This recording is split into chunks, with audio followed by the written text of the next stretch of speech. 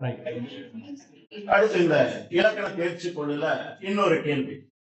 வல்லினம் மிகும் மிகா தொடர்களில் பொருள் அறிந்து பொருத்துக. வல்லினம் ஒற்று போடுவதனால என்ன பொருள், போடாம எழுதுவதனால என்ன பொருள், அதுக்கு சரியான பொருத்துகை எதுன்றது தேர்வு செய்ய சொல்றாங்க. இப்ப பாருங்க, பாலை பாடினான், இந்த இடத்துல வல்லினம் ஒற்று போடல. இப்ப இந்த சொல்லினுடைய இந்த சொற்றொடருடைய பொருள் என்ன? பாலை பாடினான் அப்படின்னு சொன்னா குடிக்கிற பாலா, அல்லது பாலை திணையை பற்றி பாடினான்? பாலை திணையை பற்றி பாடினான். கரெக்டா? சரி, அப்போ இந்த பக்கத்துல நான் போட்டுக்கிட்டேன். இப்ப இந்த இடத்துல அடுத்த இதுல பாருங்க, பாலை பாடினான் வல்லினம் ஒற்று போட்டிருக்கேன். அப்ப இதுக்கு என்ன பொருள்னா குடிக்கிற பாலினை பற்றி பாடினான் இல்லையா? வந்தேண்டா பால்காரே பசுமாட்டை பத்தி பாட போறேன், சூப்பர் ஸ்டார் பாடுவார்ல, அந்த பாலினை பற்றி பாடினான். ஏன் சார் ஒற்று எடுத்து போட்டா பாலினை பாடினான் அப்படின்னு பொருள் தருது? ஐயன் வேற்று முறுப்பு வெளிப்பட்டு வந்திருக்கு. அப்ப இயல்பான சொல்லு என்ன? பால். அப்ப ஐயன் வேற்று முறுப்பு உள்ள சேர்க்கிற எனக்கு என்ன பொருள் மயக்கம்? பாலை பாடினான் வந்திருக்கு. அப்ப இது எதை பற்றி அப்படின்னா குடிக்கக்கூடிய பாலினை குறித்து பாடப்பட்டிருக்கு அப்படின்னு பொருள் தருது. ரைட். அப்ப ஒற்றை எடுத்து போடலன்னா பாலை திணையை பற்றி பாடினான்றது, ஒற்றை எடுத்து போட்டா குடிக்கிற பாலினை பற்றி பாடினான். இது கூட அழகா ஒரு புலவருடைய வீட்டுக்கு இன்னொரு புலவர் வருகை தரார். தமிழ் புலவர் எங்க வீட்டுக்கு ஒரு தமிழ் புலவர் வரார். ஐயா வணக்கம், நல்லா இருக்கீங்களான்னு. வாங்க வாங்க வாங்க, நல்லா இருக்கேன், நீங்க எப்படி இருக்கீங்க, உட்காருங்க அப்படின்னு. உட்கார்ந்துட்டே பேசிட்டே இருக்கும் போது வீட்டுல இருந்து உள்ள இருந்து கிச்சன்ல இருந்து 2 டம்ளர்ல குடிப்பதற்கு உண்டான தண்ணீரையும் குடிப்பதற்கு உண்டான பாலினை கொண்டாந்து வச்சுட்டாங்க. வந்தவருக்கு கொடுக்கணுமே தண்ணி கொடுத்தாச்சு. கொஞ்ச நேரம் பொறுத்து அந்த பாலை குடிக்கலான்னு எடுத்தாரு. ஐயா அப்படி போச்சோ இல்லையோ தெரியல, அந்த புலவர் கேட்கிறாரு, என்ன பால் ஆடுது?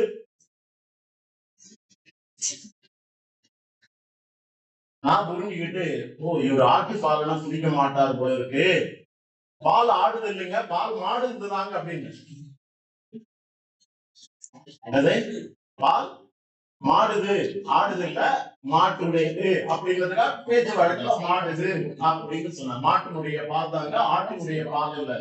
ஐயா நான் அதை சொல்ல வரல, பால் ஆடுது, ஷேக், மில்க் ஷேக், அத தமிழாக்கள் சொல்லி சொல்றாங்க. ஏன்னா எடுத்தாந்து வச்ச உடனே நதிபாய் ஆடுச்சு, அதெல்லாம் மில்க் ஷேக் ஆகுது. அந்த புலவர் ஐயா என்ன பண்றாரு, பால் ஆடுதுன்னாரு. நான் என்ன நினைச்சுக்கிறேன், ஆட்டு பாலை குடிக்க மாட்டாரோன்னு நினைச்சுக்கிட்டு மாட்டு பால் தாங்க அப்படின்னு சொன்னேன். இப்படி இரு புலவர்கள் சந்திக்கும் பொழுது இப்படி ஒரு செயல்பாடுகள் நடப்பது உண்டு. சரியா? பாலுன்னு வந்த உடனே ஆடுது மாடுது அப்படின்றதுக்காக விஷயத்த சொல்லுவாங்க இல்ல. தமிழ் புலவர்களுக்கே கை வந்தா கலர் ஏதாவது ஒண்ணு டிஃபரெண்டா பேசுவாங்க. அது ஆங்கிலத்துல சொல்லிட்டு போயிருக்கலாமே, மில்க் ஷேக் ஆகுது அப்படின்றது. அப்ப அவங்க சொல்லிருப்பாங்க, ஷேக் இல்லைங்க, இது இந்துதான், ஷேக் இல்ல அப்துல் ஷேக்கோ அப்படின்னு இருக்கும். இப்படியே தொடர்ந்து போயிட்டே இருக்கும். என்ன தர்ஷன்? ரைட். 3வது தொடர் பாருங்க, தேரை பார்த்தான், ஒற்றை எடுத்து வரல. இப்ப என்ன பொருள் தருது? தேரை என்று சொல்லக்கூடிய உயிரினத்தை பார்த்தான் இல்லையா? இங்கிருந்து 10 அடி உயரத்துக்கு அப்படியே தாவும், ஜம்ப் பண்ணும் இல்லையா? கிட்ட போனாலும் வச்சுக்க, பின்னாடி பீச் அடிக்கும், தன்னை பாதுகாத்துக் கொள்வதற்காக. கரெக்டா? அந்த உயிரினத்தை பார்த்தான் அப்படின்றது பொருள். தேரை என்னும் உயிரினத்தை பார்த்தான். இப்ப அதையே நான் ஒற்றை எடுத்து போட்டு எழுதுறேன், தேரை பார்த்தான். இப்ப என்ன பொருள் தருது? தேர் என்ற பெயர் சொல்லோட ஐ என்னும் வேற்று உருவு சேர்த்ததுனாலதான் ஒற்று மிகுந்திருக்கு. அந்த அடிப்படையில தேரினை பார்த்தான் அப்படின்னு பொருள் தருது இல்லையா? கருப்புலீஸ்வரர் கோயில் தேரினை பார்த்தான், படவட்டம்மன் கோயில் தேரினை பார்த்தான் இல்லையா? அப்புறம் வேற என்ன தேர்? திருவாரூர் தேரினை பார்த்தான். இப்படி தேரினை பார்த்தான், அந்த பொருளை உணர்த்தக்கூடியது. அப்போ ஒற்றெழுத்து எங்க மிகும் அப்படின்னா 2ஆம் வேற்றுமை உருவு ஏறி வரும்போது வல்லின மிகும். அப்ப அந்த இடத்த நீ பிரிச்சு பார்க்கணும். தேர் கூட்டலை தேரை. அப்ப ஒற்றை எடுத்து போட்டது எதுன்னா தேரினை பற்றி பாடினான் அப்படின்னு அர்த்தம், பார்த்தான்றது அர்த்தம். அதே போல பாலையில பால் கூட்டல் ஐன்னு போட்டா ஒற்று மிகுந்திருக்கு அப்படின்னா குடிக்கிற பாலினை பற்றி பாடினான் அப்படின்றது பொருள். சரியா? இதெல்லாம் நம்ம வல்லினம் இட்டு நீக்கி எழுதுக. பொருள் மயக்கத்துல பார்த்தோமா? ஈட்டி கொண்டு வந்தான், ஈட்டி கொண்டு வந்தான் படிச்சுமா? அதே போலதான் இது. அடுத்தது மூணாவது கேள்வி பாருங்க. வேறொரு பொருள் அமையுமாறு சொற்களை சேர்த்து தொடர் அமைக்க. எங்க சேர்த்தா எனக்கு வேறொரு பொருள் தரும்? இப்ப கொடுத்திருக்கக்கூடிய கொஸ்டின் பார்ப்போம். என்ன பொருள் தருதுன்னு பார்ப்போம். மாணவர்கள் வரிசையில் நின்று அறிவியல் கண்காட்சியை கண்டனர். என்ன பொருள் தருது இது? மாணவர்களாகிய நீங்கள் வரிசையில் நின்று அறிவியல் கண்காட்சியை பாக்குறீங்க. எங்க சத்துவாச்சாரில ஒரு அறிவியல் கண்காட்சி கூடம் இருக்கு பாருங்க இல்லையா? அதுல வரிசையில் நின்று போய் அந்த அறிவியல் கண்காட்சியை பாக்குறீங்க. இப்ப இதனுடைய பொருள் ஏன்னா ரெண்டு சொல்லுக்கு இடையில இடைவெளி வந்திருக்கு. இப்ப எந்த ரெண்டு சொல்லியும் ஒன்னா இணைச்சா எனக்கு பொருள் மயக்கம் ஏற்படும்ன்றத இப்ப எழுத போறேன் பாருங்க. இப்ப இது ரெண்டுத்தையும் நான் ஒன்னா சேர்த்துறேன். மாணவர்கள் வரிசையில் என்ன எழுதுறேன்? மாணவர்கள் வரிசையில், அதுக்கப்புறம் மீதி இருக்கிறத அப்படியே ஃபாலோ பண்றேன். நின்று அறிவியல் கண்காட்சியை கண்டனர் அப்படின்னு சொல்லும் பொழுது மாணவர்கள் நின்று காணக்கூடிய அந்த வரிசையில என்ன போல பேரண்ட்ஸோ யாரோ ஒருத்தர், இல்ல என்ன போல டீச்சர் ஒருத்தர், யாரோ ஒருத்தர் நின்று அறிவியல் கண்காட்சியை கண்டனர் அப்படின்னு பொறுத்தது. கரெக்டா? மாணவர்கள் வரிசையில் நின்று அறிவியல் கண்காட்சியை கண்டனர். அது வேற ஒரு தனி கட்டண ஒரு நபரை உணர்த்தக்கூடியது. பொருள் மாறி போச்சா? அப்ப இடைவெளி விட்டு எழுதுறதுனால ஒரு பொருள், இடைவெளி விடாமல் எழுதுவதனால ஏற்படக்கூடிய பொருள் மயக்கம். அப்ப இது போல ஒரு தொடர் கொடுத்தா எப்படி இணைக்கணுமா இணைக்க கூடாதான்றது பார்த்து எழுதுனா இதுக்கு ஒரு 2 மார்க். சரி, அடுத்தது கீழ்காணும் சொல்லுருவுகளை பிரித்தும் சேர்த்து இருவேறு தொடர் அமைக்க. இத பத்தி ஏற்கனவே பல உதாரணங்களை பார்த்தோம். இங்க கொடுத்திருக்கிறத பார்க்கலாம். முன் என்ற சொல்லுருவை வச்சுக்கிட்டு இப்போ பிரித்தும் சேர்த்தும் எழுதணும். அவனே சொல்லிட்டான் பிரித்தும் சேர்த்தும் எழுதுங்கட்டான். இப்ப முதல்ல நானே பிரிச்சு எழுதிடுறேன். அவன் முன் வந்து கூறினான். என்ன பொருள் தருது அப்படின்னா? அவன் முன் வந்து சொன்னான். அவன் என் முன்னாடி வந்து சொன்னான் நாளைக்கு பள்ளிக்கூடம் லீவுன்ட்டு. நாளைக்கு பள்ளிக்கூடம் லீவுன்ட்டு அவன் முன் வந்து சொல்லிட்டு போனான். சரி, இப்ப இந்த முன் என்ற சொல்ல நானே முன்னாடி இருக்கக்கூடிய சொல்லோட சேர்த்து எழுதுறேன். அவன் முன் வந்து கூறினான். அவன் முன் வந்து கூறினான் அப்படின்னா என்ன பொருள் வருது? அவன் முன்னாடி வந்து சொல்லிட்டு போனான். அவன் முன்னாடி வந்து சொல்லிட்டு போனான். அவன் முன் வந்து கூறினான். பொருள் மயக்கம் தருதா? சேர்த்து எழுதும் போது ஒரு பொருள், அதையே பிரிச்சு எழுதும் போது வேறொரு பொருள். எந்த சொல்லு? முன் என்ற சொல். சரி, அதே போல தானே இப்ப நீங்க தான் உருவாக்கணும். இப்ப நான் பாடம் நடத்தும் போது சொன்னேன் அவன்ற ஒரு வார்த்தை கூட சேர்த்துக்கோ. இந்த வார்த்தையை பிரிச்சுடு. அவன் தானே கொண்டு வந்தான். இப்ப இந்த இடத்துல நானு எக்ஸ்ட்ரா ஒரு 2 வார்த்தையை போட்டுக்கிட்டேன். இப்ப இதுக்கு என்ன பொருள் தருது பாருங்க.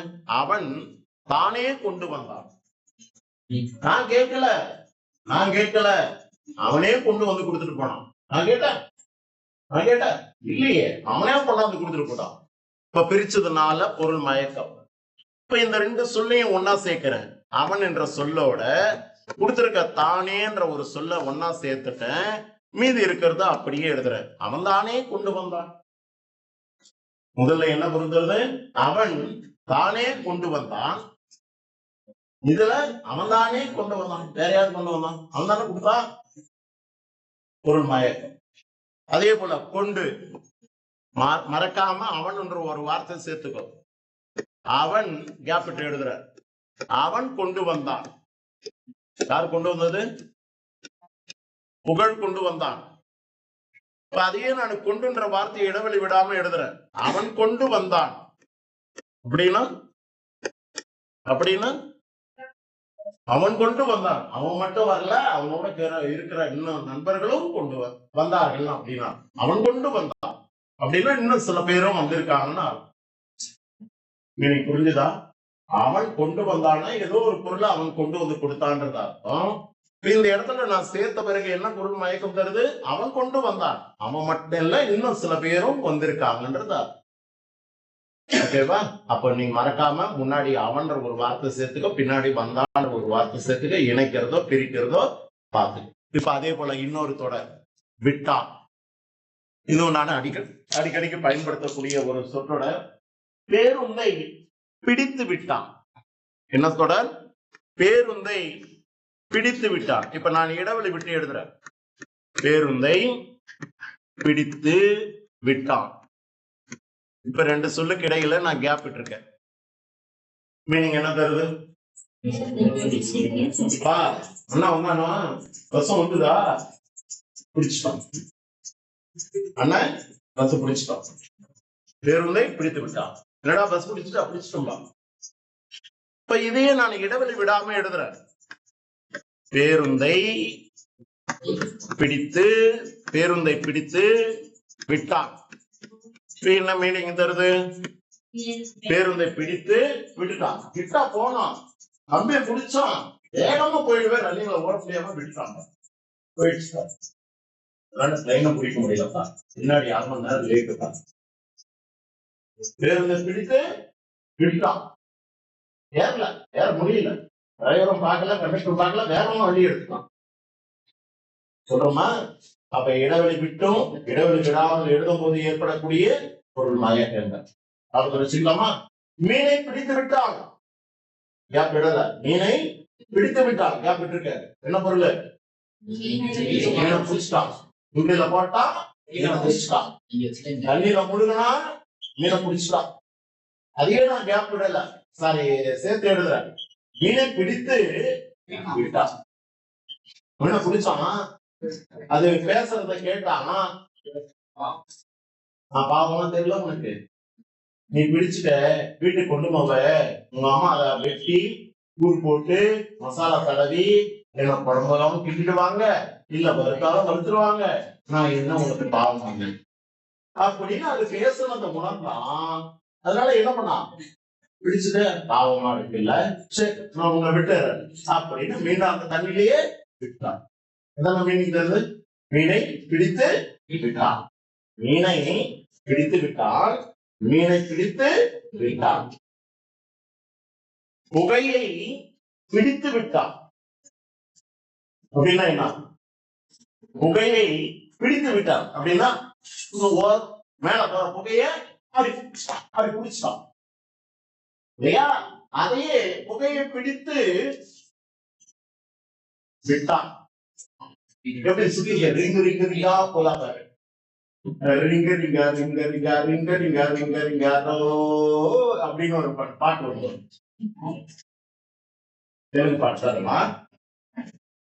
அப்படி ரிங்க ரிங்கா ரிங்கா ரிங்கா ரிங்கா ரிங்கா பாட்டு வரும். நம்ம கூட எல்கேஜி மிஸ் சொல்லி தருவாங்க. ரிங்கா ரிங்கா ரோசஸ் மார்க்கெட்ல பைசஸ் அஸ்ஸா புஸ்ஸா ஆல்பா டவுன். உட்கார்றானா அவுட், உட்கார்ந்தா கேம் கண்டினியூ. அதானே எங்க மிஸ் சொல்லி கொடுத்தது எனக்கு ஞாபகத்துல இருக்கு. எங்க மிஸ் சொல்லி கொடுத்தது மறந்துச்சா? ரைட். இது போல சொல்ல கொடுத்து பிரிச்சு சேர்த்து எழுதுனா எழுதுருவியா? 2 மார்க் வாங்கிடுவியா? இல்ல அடுத்தவங்க கொடுத்துருவியா? எனக்கு விஷயம் வாங்கிடுவேன்னு சொல்லு, வாங்கிடுங்க. சரியா? அடுத்தது போலாம். பொருள்கள் எத்தனை வகைப்படும்? அவையாவை. Very good. எத்தனை? 8 வகைப்படும். என்னன்றத புக்கை பார்க்காம ஒருத்தர் கேட்கும் போது பதில் சொல்லணும். அம்மணி, பொருள்கள் எத்தனை வகைப்படும்? அவையாவை படித்ததுக்கு அடையாளம் எது? எது எது 8 வகைப்படும்? முழுமை அப்படி சொல்லு. பொருள்கள் 8 வகைப்படும். அவை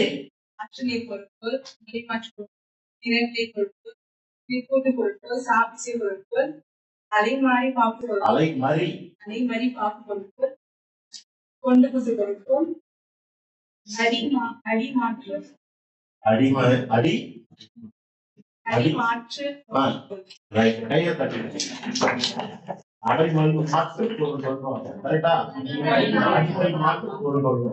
சரியா? மகிழ்ச்சி, படிச்சிருக்கீங்க, சந்தோஷம். அதுக்கு மீனிங் எல்லாம் சொல்லிட்டோம்னு நினைக்கிறேன். அடுத்தது, காற்புள்ளி இடாமல் எழுதுவதனால் ஏற்படும் பொருள் மயக்கத்திற்கு சான்று. ஒரே தொடர் நம் பாடப்புத்தகத்துல பார்த்தோம் இல்லையா?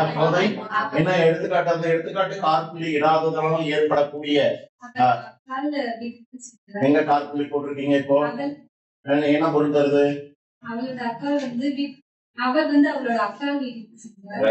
அடுத்தது, அவர் அக்கால் வீட்டிற்கு சென்றார். இப்ப என்ன காற்புள்ளி போட்டிருக்கீங்க? ரைட். இப்ப இதுக்கு என்ன பொருள்? அவங்களுடைய அக்கா வந்து தன் வீட்டுக்கு ரைட். சேஃப்டியா அவங்க அப்பா வீட்டுக்கு போயிட்டாருன்னு அர்த்தம். கையை தட்டலாம். அடுத்தது 7வது கேள்வி. சலசல, வந்து வந்து, கலகல, விம்மி விம்மி இவற்றில் இரட்டை கிளவி தொடர்களை எழுதி அவற்றை எழுதும் முறையை கூறுக. இப்ப 4 சொல்லு கொடுத்திருக்கா. இதுல இரட்டை கிளவிக்குரிய சொற்கள் எது?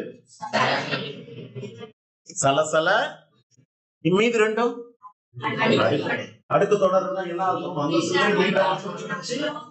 பொருத்தம், பிரித்தா பொருத்தம். அப்ப வந்து வந்துனாலே வந்து இருந்தது இல்லையா? வந்துன்றது வருகையை உணர்த்தக்கூடியது. சரி, விம்மி விம்மினா தேம்பி தேம்பி. என்ன பொருள்? தேம்பி தேம்பி. விம்மி விம்மி அழுறாயா, விம்மி விம்மி அழுறாயா சொல்லுவாங்கல்ல, விம்மி விம்மி அழுக. நம்ம பாட புத்தகத்துல ஒரு கதை ஒண்ணு இருக்கு, மரப்பாச்சி பொம்மைன்ட்டு சொல்லியிருப்பேன்னு நினைக்கிறேன். நடத்தின 2 ஏழுல இருக்கா? இல்ல, அடுத்த 4வது ஏழுல என்ன வருதுன்னு நினைக்கிறேன். மரப்பாச்சி பொம்மை, வேப்ப மரத்தால் செய்யப்பட்ட மரப்பாச்சி பொம்மை அப்படின்னா என்னன்னு கேக்குறியா? மரக்கட்டையில செய்த பொம்மை, சிறு பொம்மை. அந்த பொம்மை வேப்ப மரத்தால் செய்யப்பட்டதும் போது அதனுடைய வாசம் எப்படி இருக்கும்? வாசம் கொஞ்சம் கசப்பு மனம் உடையதா இருக்கும் இல்லையா? ஒரு மாதிரியான கசப்பு மனமா இருக்கும். அந்த கசப்பு மனத்துக்கு நான் என்னென்னவோ போட்டு அதை தேய்க்கிறேன் மரப்பாச்சி பொம்மையை. ஆனா இயல்பான குணத்துல இருந்து மாறல. ஒரு நாள் அறையில் இருக்கும்போது இரவு நேரம் விம்மி விம்மி அழுகிற சத்தம் கேட்குது. என்னடா சத்தம்? மரப்பாச்சி பொம்மை அழுகுது. கதையை நிறைவு செய்ய இப்படின்னு 4 வரியை சொல்லிட்டு மீறிய உங்க கையில விட்டுருவாங்க. இந்த கதையே நீ பூர்த்தி பண்ணணும். இதுக்கு 4 மார்க். இது யாருக்கு உண்டான கேள்வி சார் அப்படின்னு சொன்னா, பின்தங்கிய மாணவர்களுக்கு உண்டான வினா. அவன் மனதுல என்னென்ன எண்ணங்கள் ஏற்படுதோ அந்த எண்ணங்களுக்கு ஏற்றாற் போல ஒரு 10 லைனோ 20 லைனோ எழுதி வேற ஒரு பேஜஸ் முடிச்சு வச்சிருப்பான். அப்போ மார்க் போடுறதுக்காக பையன் எழுதிருக்கான் அப்படின்னு நினைச்சு 2 மார்க்கும் 3 மார்க்கும் போடுவோம் பாஸ் பண்றதுக்கு. நம்ம அதுல கை வைக்கலாமான்னா வைக்க கூடாது. ஏன்னா அது கீ பாயிண்ட் ஓரியன்டா கிடையாது. பையனுடைய மனநிலை பொறுத்து அந்த கதை சிறப்பா இருந்தா 4 மார்க் கொடுக்கலாம். கதையினுடைய தொடர்ச்சி சரியில்லைன்னா 3 மார்க் கொடுக்கலாம். இன்னமும் சரியில்லைன்னா 2 மார்க் கொடுக்கலாம். ஆனா மார்க் இல்லாம இருக்காது, இருக்கும். சுலபக்காகவே இந்த மாதிரி வினாத்தாள்கள்லாம் உண்டு. சரியா? அதை பத்தி அந்த கதை வரும்போது பார்ப்போம். அப்ப விம்மி விம்மி அப்படின்றதுக்கு பொருள் என்னன்னா தேம்பி தேம்பி பொருள் தருது. அப்ப இது ரெண்டும் அடுக்கு தொடர்புரியது. அப்ப சலசல கலகல அப்படின்றது இரட்டை கிளவிக்குரிய சொல். இப்ப இதுல பிரித்து இருக்கா சேர்த்து இருக்காங்களா? சொல்ல பிரித்து இருக்கு. அப்ப பிரித்து எழுதலாமா?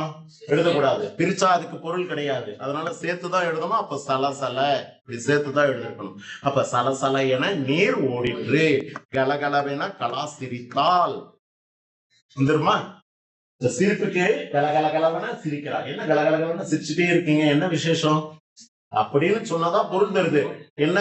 கல கல கலா சிரிக்கிற அப்படின்னா என்ன? இவா ஆஃப் மைண்ட்ல இருக்காளா அப்படின்னு கேள்வி கேட்பாங்க. அதே கலகல என தீபக் சிரித்தான் அப்படின்னா ஓ வாய் விட்டு சிரிக்கிறாங்களுக்குன்னு தெரியும். தீபக்க அடிக்கடிக்கு மவுத்துல ஏதோ சொல்லிட்டு இருக்க. 8வது திருவளர் செல்வன், திருவளர் செல்வன் இவற்றில் சரியான தொடர் எது? அதற்கான இலக்கண விதி என்ன? எது சரின்னு சொன்ன?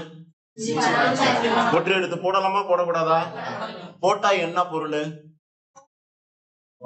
போட்டா வினைத்தொகைக்குரிய சொல்லு இல்ல, பொருள் தராது.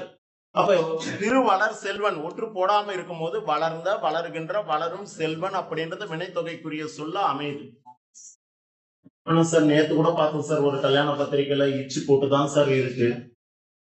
அந்த பத்திரிகையை பிரஸ் பண்ணவன் யாரோ அந்த நம்பர் இருக்கும், அவளை தொடர்பு கொண்டு ஐயா தமிழ்ல இது போல பிழை இருக்கு, இந்த பிழையை நீக்கி எழுதுங்க, இல்லைன்னா அதனுடைய பொருளே வேற அப்படின்னு சொல்லி பொருள் விளக்கை கொடுக்கறதா தான் கொடுத்துருங்க.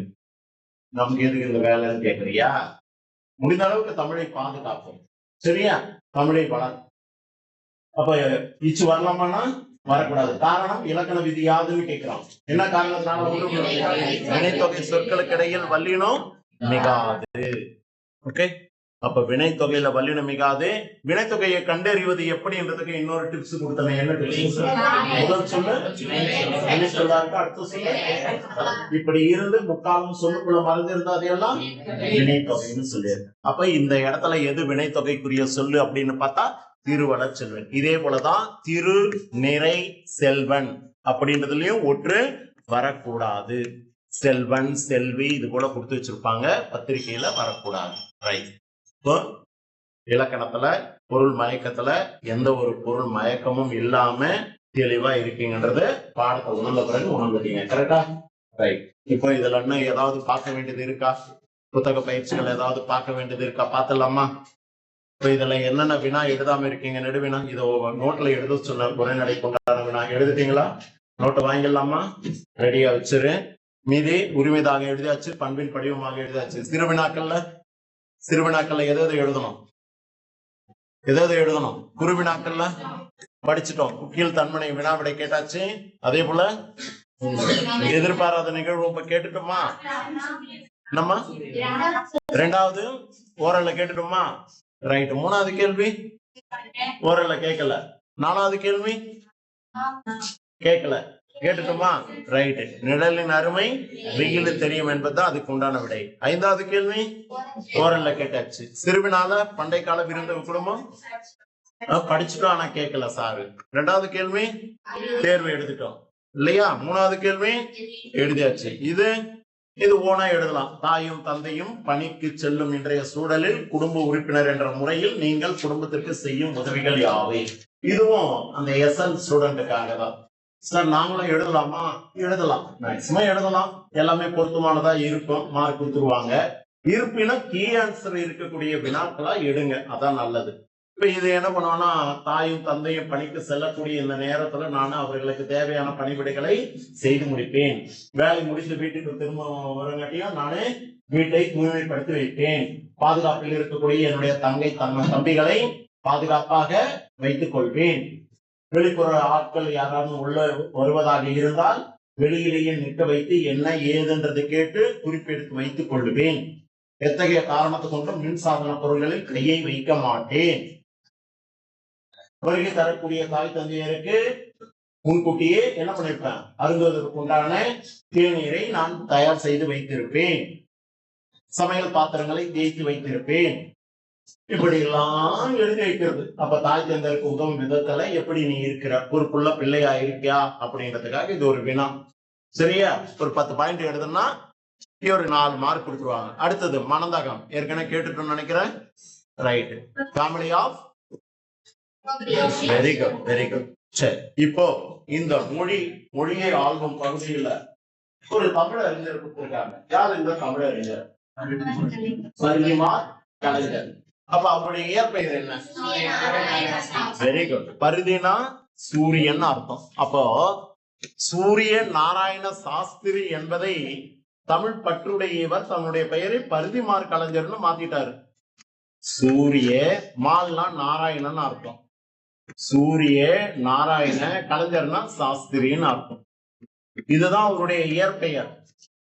தான் ஒரு தமிழ் ஆசிரியராக இருந்து கொண்டு தன்னுடைய பெயரை பிறமொழி சொல்ல அழைப்பது சரியா என்று உணர்ந்து முதல்ல நம்மளை சரிப்படுத்திட்டாதான் மொழியை சரிப்படுத்த முடியும், பிறரையும் மொழி கொண்டு வர முடியும் அப்படின்னு சொல்லிட்டு தன்னுடைய பெயரை பரிதிமார் கலைஞர் என மாற்றிக்கொண்டார். அப்ப சூரியன் அப்படின்னு சொன்னா பரிதி என்ற பொருள், நாராயணன் மாலு, சாஸ்திரினா கலைஞர். எப்ப பிறந்தாரு? 1870. எப்ப மறைஞ்சாரு? 1903. அப்ப கிட்டத்தட்ட எத்தனை ஆண்டுகள் உயிர் வாழ்ந்திருக்கிறாரு? 33 ஆண்டுகள் தான். அதுக்குள்ள இறைவன் அவரை கூப்பிட்டு இருக்காரு. சரி, அவரை பத்தி சில நிகழ்வுகளை பார்ப்போம். இதுல இருந்து ஒரு மதிப்பெண் வினா கம்பல்சரி உண்டு. இது போல தமிழறிஞர்கள் இருந்து ஒரு மதிப்பெண் வினா பொது தேர்வுல கேட்பது உண்டு. இப்ப எழுத போற பொது தேர்வு வினாத்தாலும் உங்க கையில கொடுக்க போறேன். எத்தனை பேரு எத்தனை வினாக்களுக்கு விடை தெரியுதுன்றத பார்க்க போறேன். சரியா? ஓகே. வகுப்பறையில் பாடம் நடத்தி கொண்டிருந்தார் பேராசிரியர். பாடத்தில் மனம் ஒட்டாது கவனமின்றி இருந்த மாணவர் ஒருவரிடம், நம்ம கிஷோர் போல இல்லையா, ஒன்றாத மாணவரிடம், நமது சொற்பொழிவை பொருட்படுத்த விரும்பாத நீ இங்கிருந்து எழுவாய் என்னுடைய பாடத்தை கவனிக்க முடியாத நீ இங்கிருந்து எழுவாய். நீ இங்க இருப்பதால் உனக்கோ பிறருக்கோ பயனில்லை. நீ இங்க உட்கார்ந்து இருக்கிறதுனால உனக்கோ எனக்கோ இங்க இருக்கிறவங்களுக்கு யாதொரு பயனில்லை. இங்கிருந்து உன்னால் செயல்பட பொருள் இல்லை.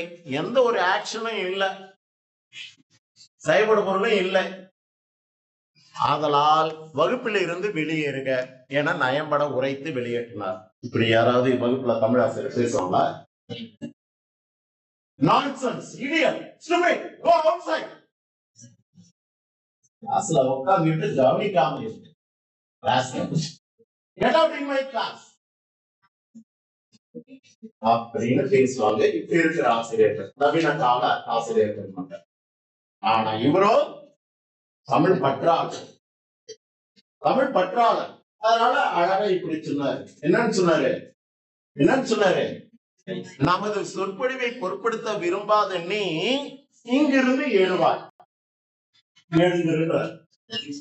நீ இங்கிருப்பதால் உனக்கோ பிறருக்கோ பயனில்லை. பக்கத்துல இருப்பவனுக்கோ எனக்கு எந்த ஒரு பயனும் இல்லை. இங்கிருந்து உன்னால் செயல்படும் பொருளும் இல்லை, எந்த ஒரு ஆக்ஷனும் இல்லை. நம்ம சேக கூட சில நேரங்கள் அப்படியே இருப்பான தவிர வாய் அசைக்க மாட்டோம், உடம்பையும் இப்படி அசையாது. செயல்பட பொருள் இல்லை. ஆதலால் வகுப்பில் இருந்து வெளியேறுங்க.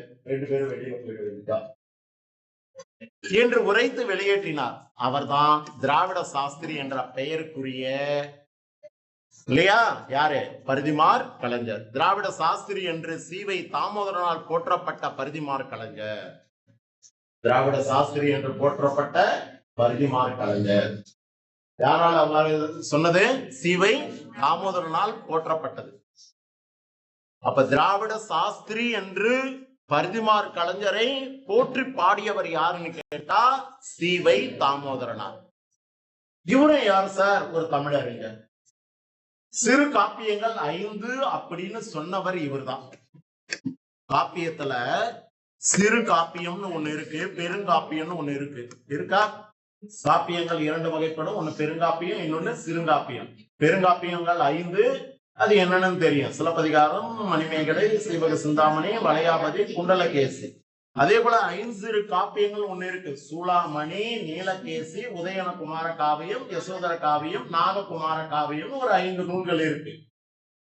அப்ப சிறுகாப்பியங்கள் 5 அப்படின்னு சொன்னவர் யாருன்னா சீவை தாமோதரனார். இதை எப்படி சார் நாங்க ஞாபகத்துல வச்சுக்கிறதுனா, சிறு அப்படின்றத முதல் எழுத்து சி. இந்த தமிழறிஞருடைய முதல் எழுத்தும் சி. அப்ப சீவைனாலே சிறுகாப்பியன்றத ஞாபகத்துல வச்சுக்கோ. இவர் தான் பரிதிமார் கலைஞரை என்னன்னு சொல்லி அழைத்தாரு? திராவிட சாஸ்திரி என்று அழைத்தார். ரைட். அவர் தந்தையாரிடம் இந்த பரிதிமார் கலைஞர் யார் இடத்துல என்னென்ன மொழியை கற்றுக்கொண்டார் அப்படின்னு கொடுத்திருக்காரு பாருங்க. அவருடைய தந்தையாரிடம் வடமொழியை கற்றுக்கொண்டார். மகாவித்வான் சபாபதியாரிடம் தமிழும் பயின்றார். அப்ப வடமொழி தன் தந்தை இடத்துல இருந்து, இப்ப தமிழை யாரிடத்திலிருந்து கத்துக்கிட்டார் அப்படின்னு சொன்னா மகாவித்வான் என்று சொல்லக்கூடிய சபாபதியாரிடம் கற்றுக்கொண்டார். FA என்று சொல்லக்கூடிய தேர்வில் முதல் மாணவராக தேர்ச்சி பெற்று பாஸ்கர சேதுபதி மன்னரிடம், மன்னருடைய ஆட்சி, அந்த பாஸ்கர சேதுபதி மன்னரிடம் உதவித்தொகை பெற்றார். எப்படி எட்டயபுர ஜமீன் அப்படின்ற அவையில பாரதி தன்னுடைய புலமை மிக்க கவிகளை பாடி, இல்லையா, பாரதி என்ற பட்டத்தை பெற்றாரோ, அது போல இந்த இடத்துல பாஸ்கர சேதுபதி மன்னரிடம் உதவித்தொகை பெற்றார். எந்த தேர்வுல முதல் மாணவராக தேர்ச்சி பெற்று? FA மீனிங் ஃபர்ஸ்ட் எக்ஸாமினேஷன் இன் ஆர்ட்ஸ். அப்படின்னா கலையில முதல் தேர்வு எழுதி முதல் மாணவனாக தேர்ச்சி பெற்றவர். சென்னை கிறித்துவ கல்லூரி என்று சொல்லக்கூடிய, எங்கே பார்த்தோமே கிறித்துவ கல்லூரி, கோட்டை கல்லூரி, என்ன தலைப்பு? அறிவின் நகரம்னு பார்த்தோம் இல்லையா? எப்ப தொடங்கப்பட்டது கிறித்துவ கல்லூரி?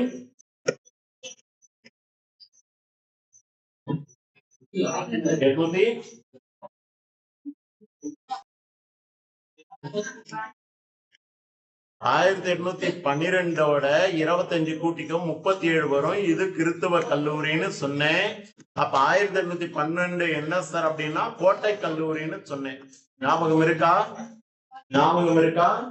1812 கோட்டை கல்லூரி, 1837 கிறித்துவ கல்லூரி. அதுக்கப்புறம் பாத்தீங்கன்னா 1840 பிரசிடென்சி பள்ளி அது பிற்காலத்துல மாநில கல்லூரியா உருவெடுத்தது. 1857 சென்னை பல்கலைக்கழகம், 1914 ராணி மேரி கல்லூரி, அதுக்கப்புறம் தனி ஒருவரால் ஆங்கிலேயருடைய நிதி உதவி இல்லாமலேயே கல்வி நிறுவனம் பச்சையப்பன் கல்லூரி நிறுவப்பட்டார் அப்படின்னு பாப்போம். படிச்சு வாமிட் எடுக்கிறேன். எந்த நேரத்துல கேட்டாலும் தூக்கத்துல கேட்டாலும் பதில் சொல்ல தெரியணும். என்ன பூபேஷ் சரி சார்னு சொல்லிடாதான் வந்துருவேன் வீட்டுக்கு. சரியா பூபேஷ்? கிறிஸ்துவ கல்லூரி எப்ப துவங்கப்பட்டது? இது தூக்கத்திலே சொல்லணும். நீ அம்மா கேள்வி கேட்க சொல்றேன். வீடியோ ஷூட் பண்ணி அனுப்பணும்னு சொல்லி. ஓகே, அப்ப கிறிஸ்துவ கல்லூரியில என்ன பட்டம் பெற்றாரு? BA பயின்று, பேச்சுலர் ஆஃப் ஆர்ட்ஸ் BA பயின்று, தமிழிலும் வேதாந்த தத்துவ சாத்திரத்திலையும் பல்கலைக்கழக அளவில் முதல் மாணவராக தேர்ச்சி பெற்றார். Gold medalist. எதுல? தமிழ்லையும் வேதாந்த தத்துவ சாத்திரம் என்று சொல்லக்கூடிய பிரிவிலையும் படித்து பல்கலைக்கழக அளவில் யூனிவர்சிட்டி ரேங்க் கோல்டு மெடலிஸ்டாக தங்கப்பதத்தை பரிசாக பெற்றார். 1893 சென்னை கிறிஸ்துவ கல்லூரியில் உதவி தமிழாசிரியராக, எந்த கல்லூரியில BA முடிச்சாரோ அதே கல்லூரியில தமிழாசிரியராக பணியாற்ற தொடங்கி பின்பு தலைமை தமிழாசிரியராக HOD தமிழ்துறை தலைவராக இல்லையா ஹெட் தலைமை ஆசிரியர், அதாவது தமிழ் ஆசிரியர்ல தலைமை பதவி உயர்வு பெற்றிருக்கிறார் இந்த பரிதிமார் கலைஞர். FA முதல் மாணவர், BA வேதாந்த சாஸ்திரத்துல கோல்டு மெடலிஸ்ட். எந்த கல்லூரினா கிறிஸ்துவ கல்லூரி. அதே கிறிஸ்துவ கல்லூரியில தமிழாசிரியராக பணியாற்றி மீண்டும் தலைமை தமிழாசிரியராக பதவி உயர்வு பெற்றவர் இந்த பரிதிமார் கலைஞர். சரி சார், இவர் எழுதின நூல்கள் என்னென்ன அப்படின்னு பாத்தீங்கன்னா நாடக நூல்கள் 2. ஒன்று ரூபாவதி கலாவதி. ரூபாவதி கலாவதி என்று சொல்லக்கூடிய நாடக நூல்களையும், களவழி 40 என்ற நூலை தழுவி மான விஜயம் என்று சொல்லக்கூடிய நூலையும் எழுதியிருக்கக்கூடியவர். இது என்ன களவழி 40? 17 கீழ்கணக்கு நூல்கள்ல ஒன்று. கார் 40, களவழி 40, திணைமொழி 50, திணைமாலை 150, மூதுரை, நல்வழி, பழமொழி, சிறுவஞ்சி மூலம் இப்படிலாம் வரக்கூடிய நூல்கள் 18 கீழ்கணக்கு நூல்கள். 770, சிலை 70, திருக்கை வழக்கம், சரகோபர் அந்தாதி, சரஸ்வதி அந்தாதி என்பது கம்பர் இயற்றிய நூல்கள். சரியா? ரைட். அப்ப அந்த களவழி 40 என்ற நூலை தழுவி இவர் எழுதின ஒரு நூல் எதுன்னு கேட்டா மான விஜயம். ராமகிருஷ்ண விஜயம்ன்றத ஞாபகத்துல வச்சுக்கோ. அது போல மான விஜயம் என்ற நூலை எழுதினது யாருன்னு கேட்டா பரிதிமார் கலைஞர். இவர் எழுதின நாடக நூல்கள் என்னன்னு கேட்டா ரூபாவதி கலாவதி. ரெண்டும் பொண்ணுங்க பெயராவே இருக்கு, ஞாபகத்துல வச்சுக்கோ. அடுத்தது ஆங்கில நாடக இலக்கணத்தை அடிப்படையாக கொண்டு நாடகவியல் என்ன நாடக இலக்கண நூலையும் ஏற்றுவிட்டார். அப்ப நாடகவியல் என்ற நூல் எதனை அடிப்படையாக கொண்டு எழுதப்பட்டது அப்படின்னு சொன்னா ஆங்கில நாடக இலக்கண நூலை அடிப்படையாக கொண்டு எழுதப்பட்ட ஒரு நாடக இலக்கண நூல் எதுன்னு கேட்டா நாடகவியல். அதை எழுதுனது யாருன்னா பரிதிமார் கலைஞர். இப்ப சொல்லுங்க, இதை தவிர அவர் ஒரு நூல் எழுதியிருக்காரு, தனி பாசுர தொகை என்னும் நூல். ஜி போப் அவர்களால் ஆங்கிலத்தில் மொழிபெயர்க்கப்பட்டது. அப்ப தனி பாசுர தொகை என்பதும் இவர் இயற்றிய நூல். இப்ப சொல்லுங்க, பரிதிமார் கலைஞர் இயற்றிய நூல்கள் என்னென்ன?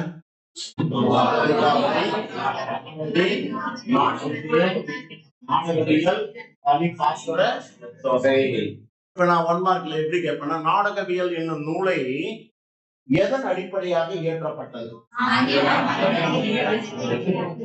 பரிதிமார் கலைஞர் எழுதிய நாடக நூல்களில் ஒன்று அப்படின்னு கொடுத்துட்டு நான் தனி பாசுர தொகை, நாடகவியல், மான விஜயம், ரூபாவதினு கொடுக்கிறேன்.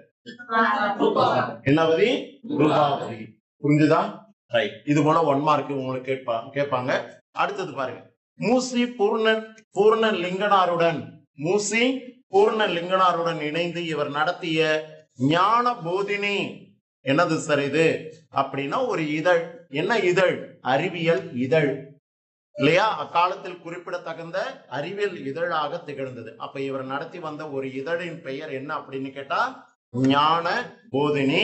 இது எதை சம்பந்தமான இதழ் அப்படின்னு சொன்னா அறிவியல் இதழாக கூறப்படக்கூடியது, சயின்ஸ் மேகசினாக சொல்லக்கூடியது.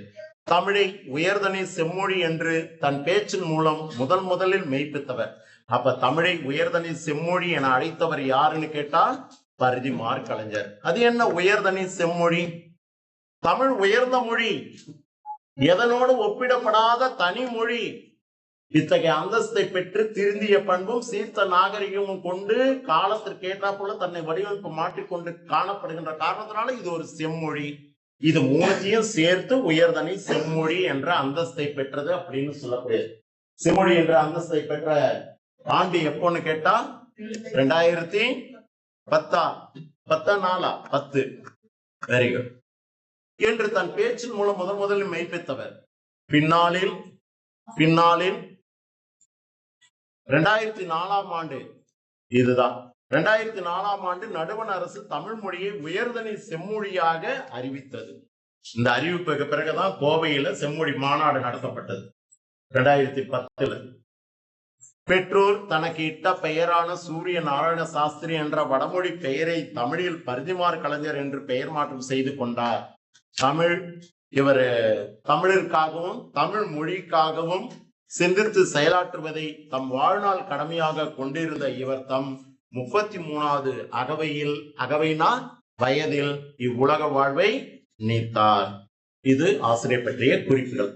கீழே ஒண்ணு கொடுத்திருக்காங்க பாருங்க. தமிழை செம்மொழி என்று நிறுவி அவர் எழுதிய கட்டுரையின் கீழ் வரும் சில வரிகள் அவருடைய உரைநடை ஆற்றலை தெரிவிக்குமா? என்ன வரி பாருங்க. உயர்தனி செம்மொழி என்னும் கட்டுரையில் இருந்து கொடுத்திருக்கக்கூடிய அந்த வரிகள் சொல்றாப்ப, பல மொழிகளுக்கு தலைமையும் அப்படின்னா உலகில் தோன்றிய பல மொழிகளுக்கெல்லாம் தலைமையும், மிக்க மேதமையும், மேதமைனா அறிவு திறன் உடைய மொழி உயர்மொழி, தனித்து இயங்க வல்ல ஆற்றல் சார்ந்த காரணத்தினால இது தனி மொழி, திருந்திய பண்பும் சீர்த்த நாகரிகம் பொருந்திய தூய மொழி, எனவே அது செம்மொழி. கொஞ்ச நேரத்துக்கு முன்னாடி நான் விளக்கம் கொடுத்தேன். ஏன் உயர்மொழின்னு ஏன் சொன்னாங்க? பல மொழிகளுக்கு தலைமையாக இருந்தும் மிக்க மேதமையை உடையறதுனால அது உயர்மொழி. ஏன் தனி மொழின்னு சொன்னாங்க? தனித்து இயங்க வல்ல ஆற்றல் சார்ந்த மொழி, எதனோடு தொடர்பு இல்லாதது. ஆனா சில மொழிகள் எல்லாம் சில மொழிகளோட இணைத்தாதான் அதுக்கு பவர். ஆனா தமிழ் மொழிக்கு அப்படி கிடையாது, தனித்து இயங்கக்கூடிய ஆற்றல் மிக்கது, எனவே அது தனி மொழி. ஏன் செம்மொழின்னு சொன்னாங்க? திருந்திய பண்பும் சீர்த்த நாகரிகமும் பொருந்திய தூய மொழி, காலத்துக்கு ஏற்ற தன்னை வடிவமைத்துக் கொண்டு உயிர்ப்பித்து காணப்படக்கூடிய ஒரு மொழி, எனவே அது செம்மொழி. இத்தகைய காரணத்தினாலதான் அவர் உயர்தனி செம்மொழி என அதுக்கு பெயர் வச்சாரு. இதுதான் நடுவண் அரசு ஏற்றுக்கொண்டது. 2010 கோயம்புத்தூர்ல செம்மொழி மாநாடு நடத்தி பெருமை சேர்க்கப்பட்டது இந்த மொழி. அடுத்தது தேசிய மொழியாக அறிவிக்கப்பட உள்ளது. ஏன்னா இன்னைக்கு உலக நாடுகள் முழுவதும் தமிழர்கள் வாழ்ந்து கொண்டிருக்கிறார். அம்மொழி இது போல திருந்திய பண்பு சீர்த்த நாகரிகமும் வெளிப்படுத்தக்கூடியது. நாகரிகத்திலையும் பண்பாட்டிலையும் சிறந்து விளங்கக்கூடிய காரணத்தினால எல்லோராலும் விரும்பப்படக்கூடியது. அதனால உலகளாவிய மொழி என்ற அடிப்படையில முதல்ல தேசிய மொழின்னு மாத்திடும். அதுக்கப்புறம் நம்ம அடுத்தது வேர்ல்டு லாங்குவேஜ் கொண்டு வந்துடலாம். எப்படி இங்கிலீஷ் உலக மொழியோ அது போல தமிழையும் பிற்காலத்துல உலக மொழியாக கொண்டு வரணும். அது காரணம் தமிழர்கள் தம் மொழியை தலை குனியாமல் தலை நிமிர செய்யணும். இப்ப தமிழை வாய்விட்டு படிக்கணும், தமிழை பிழையில்லாமல் எழுதணும். அது இருந்தால் இந்த நிலைக்கு உயரலாம். இப்போ இது எல்லாம் ஒரு முறைக்கு 2 முறை படிச்சுட்டு இதுல இருந்து 1 மார்க்கா கேட்கணும். இப்ப நான் அப்படியே கேட்கிறேன். எப்ப பிறந்தார்? எப்ப மறைந்தார்? மூஸ்ரீ பூர்ணலிங்கனாருடன் சேர்ந்து நடத்திய ஒரு இதழினுடைய பெயர் என்ன இதழ்? அறிவியல் இதழ். தனி பாசர தொகை என்பது டேஷ்.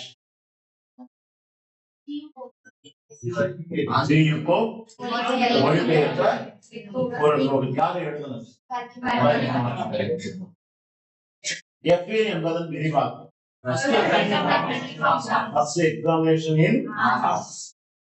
எந்த கல்லூரியில் BA படித்து தத்துவ வேதாந்த சாத்திரத்திலையும் முதன்மை மாணவராக பல்கலைக்கழகத்தில் தங்க பதக்கத்தை வென்ற மாணவராக இருந்தார். சென்னை இப்படி எல்லாம் தான் கேள்வி. அப்படி அப்ப இந்த சாராம்சத்தை நம்ம உணர்ந்தால்தான் நம்ம ஒன்மார்க்கை பேசணும். புரிஞ்சுச்சா? அதனால விட்டுடாத.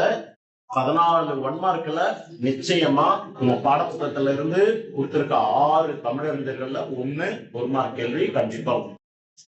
அடுத்தது இலக்கிய நயம் பாராட்டல். யாருடைய பாடல் கொடுத்திருக்காங்க? நாமக்கல் கவிஞர் வே. ராமலிங்கனார் இல்லையா? தமிழன் என்று சொல்லடா என்ற சொற்றொடருக்கு உரியவர்.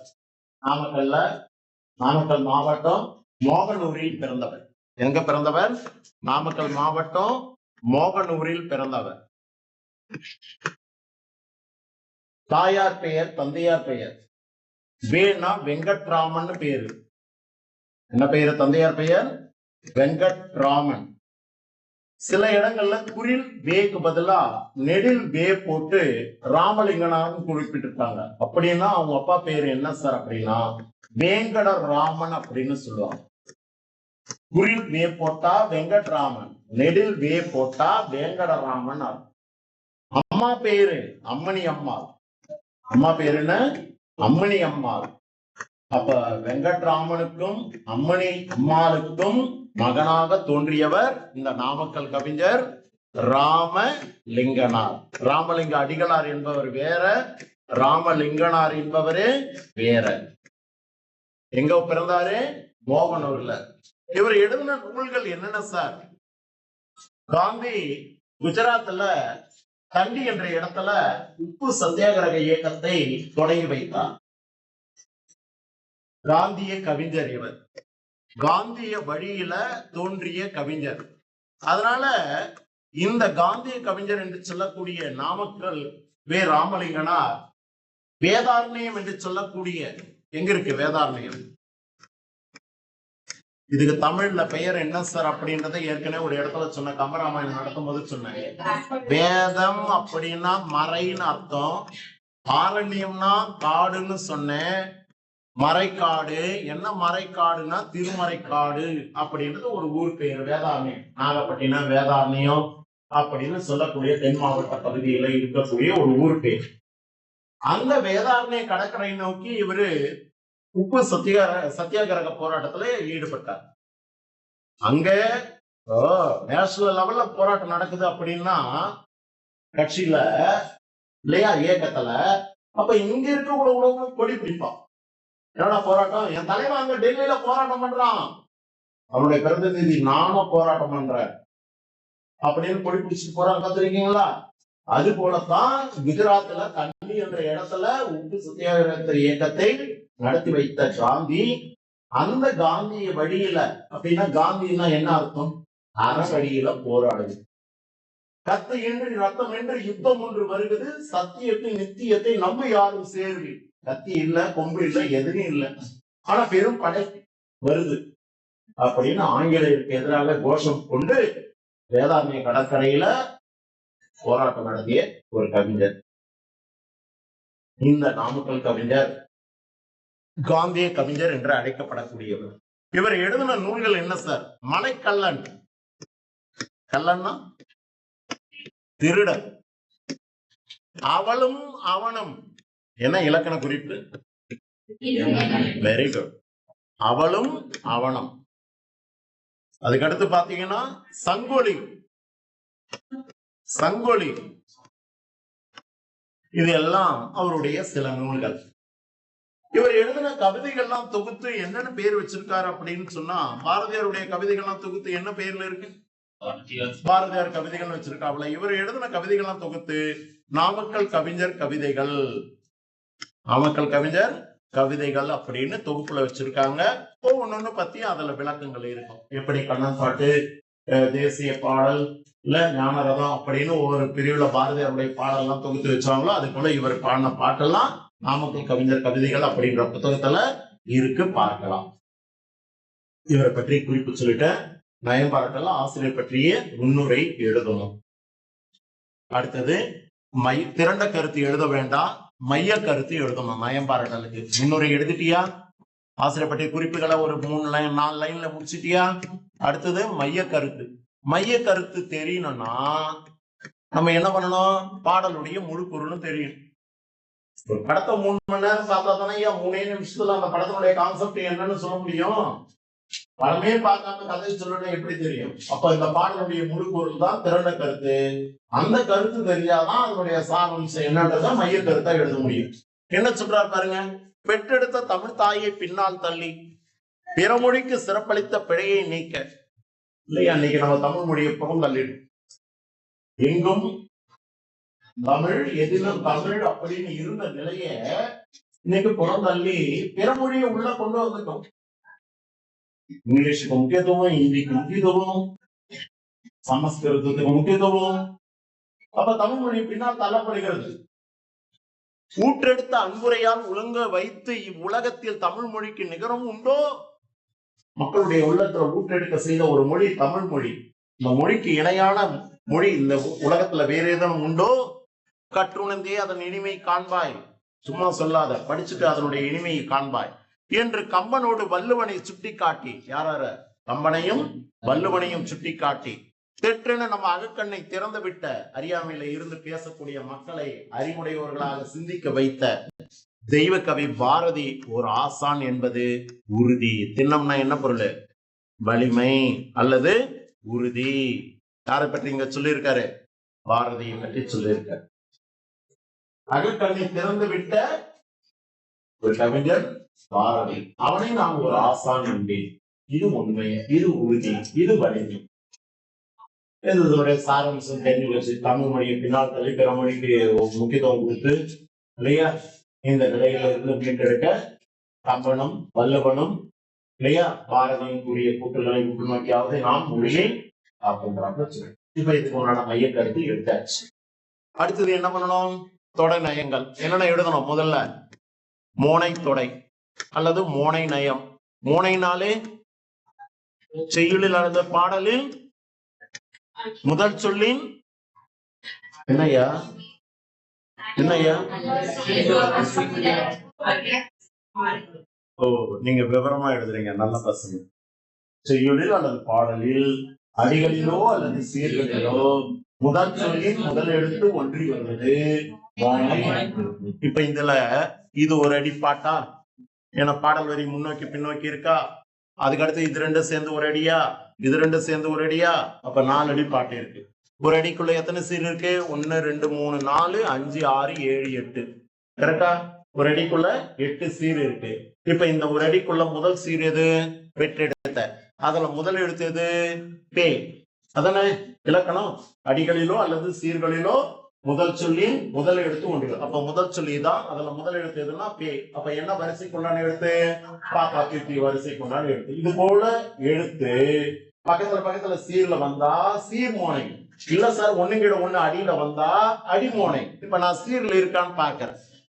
பேனா பா வரிசை. அப்ப இந்த இடத்துல பின்னால் அப்ப பி என்ற எழுத்து வந்திருக்கு. அதே போல பிற மொழியில பி என்ற எழுத்து வந்திருக்கு. அதுக்கப்புறம் பிழையை பி. அப்ப இது ரெண்டுத்தையும் நான் எப்படி எழுதணும்? பெற்றெடுத்த. அதுக்கப்புறம் ஒரு ஐஃபன் வச்சு என்ன பண்ணோம்? பின்னால், அப்புறம் பிறமொழி, அப்புறம் அதுக்கப்புறம் பிழை. இப்ப நான் எந்த எழுத்து அடிக்கோடிட்டு காட்டணும்? சொல்லினுடைய முதல் எழுத்து அடிக்கோடிட்டு காட்டணும். இது என்ன மோனை? சீர் மோனை. சரி சார், இதே போலதான் சார் ஒவ்வொரு அடியிலையும். இப்போ ஊற்று எடுத்த 2வது அடியில முதல் சொல்லு ஊற்று எடுத்து அதுல முதல் எடுத்து ஊ நெடில். இது போல எங்கேயாவது வந்திருக்கா பாரு? ஒழுங்கன்னு வந்துருக்கு. அது குறியில் தானே. எடுக்கலாமா? எடுக்கலாமா? ரைட். அடுத்தது உலகத்தில் வந்திருக்கு, உண்டோன்னு வந்திருக்கு. சரி, இருந்தாலும் ஒரு ஓசைக்காக எடுத்துக்கலாம். நெடில் குறியில் என்ற அடிப்படையில் எடுத்துக்கலாம். வேண்டாம் அந்த குழப்பத்துக்கு. அடுத்தது கற்றுணர்ந்தே முதல் எழுத்து என்ன? காக்கா வரிசையில வந்திருக்கு. அப்ப காண்பாய். அதுக்கப்புறம் கம்பனோடு, அதுக்கப்புறம் காட்டி. இதையும் எடுத்து எழுதலாம். தெற்றென தே வந்திருக்கு, தாத்தா வரிசை. அப்ப திறந்து. அடுத்தது தெய்வ. அடுத்தது திண்ணம். இது எல்லாம் என்ன மோனை? சரி சார், அடி மோனை இருக்கான்னு பார்க்கலாமா? அடினா என்ன? முதல் சொல்லின் முதல் எழுத்து அடிதோறும் வருவது. அப்ப பே வந்திருக்கு முதல் சொல்ல. அப்ப பா வரிசை. அடுத்த அடியில இது இல்ல, அடுத்த அடியிலையும் இல்ல, அடுத்த அடியிலையும் இல்ல. அப்ப அடிமோனை என்கிட்ட இல்ல, சீர்மோனை மட்டும். கரெக்டா கரெக்டா சார் நீங்க ஏன் சார் அப்படி பாக்குறீங்க நீங்க ஏன் சார் அப்படி பாக்குறீங்க இப்ப இந்த அடியில ரெண்டாவது சொல்ல முதல் எழுத்து என்ன வந்திருக்கு தா வந்திருக்கு அதே போல அடுத்த அடியில பாருங்க சீர்ல தமிழ் மொழின்னு தா வந்திருக்கு இதை எடுத்து எழுதலாமா இலக்கண முறைப்படி எழுதக்கூடாது இலக்கண முறைப்படி எழுதக்கூடாது ஏன்னா மோனையினுடைய வகைகள் பத்தி படிச்சிருப்பீங்க எதுகை உடைய வகைகளை பற்றி படிச்சிருப்பீங்க இணை பொழிப்பு இணை மோனை பொழிப்பு மோனை ஒருவு மோனை கீழ்கதுவாய் மேல் கதுவாய் இப்படின்னு ஒரு 7 வகை இருக்கு அதுல பாத்தீங்கன்னா எல்லாத்துலயும் ஒண்ணு ஒண்ணு ஒண்ணு ஒண்ணு ஒண்ணு ஒண்ணு வரும் அப்படின்னா முதல் சீரை மையமா வச்சுட்டு அடுத்தது 1 2 இருந்தா 1 3 இருந்தா 1 3 4 1 2 4 1 இப்படின்னு ஒரு சீர்கள் வரும் முற்றும் மோனைனா 1 2 3 4 அப்படின்னா முதல் சீர் இரண்டாவது சீர் மூணாவது சீர் நாலாவது சீர்ல முதல் எழுத்து மன்றிகள் அது முற்றும் மோனை இப்படிதான் பார்க்கணும் அப்ப முதல் சீர் கண்டிப்பா இருக்கு எல்லாத்துலயும் அப்ப முதல் சீரை மையமா வச்சுதான் அடுத்தது போனதை தவிர இரண்டாவது சீர் மையம் வச்சுட்டு பார்க்க கூடாது இல்லாத பட்சத்துல வேணா எடுத்துக்கலாம் ஆனா நீங்க திருத்துற வாத்தியர்கள் அந்த அளவுக்கு கெட்ட யாரும் பார்க்கணும் பாக்கிறதுல அதனால என்ன சொல்லிடுறாங்க மார்க் கொடுத்துறாங்க இதே போலதான் எதுகை இதே போலதான் ஏ அடுத்த வகுப்புல பார்ப்போம் சரி தேங்க்யூ